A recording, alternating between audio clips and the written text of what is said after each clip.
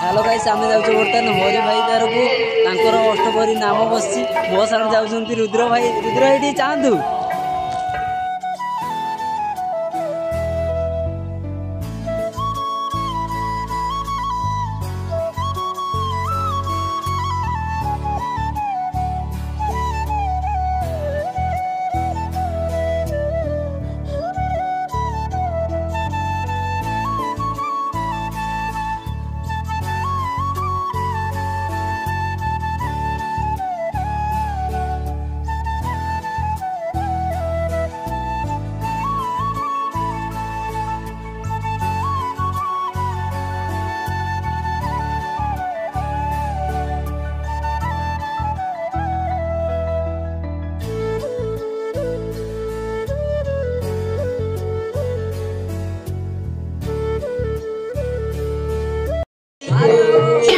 बबला जानिए बबला हेलो गाइस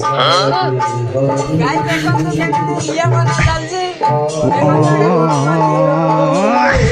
पूरी बना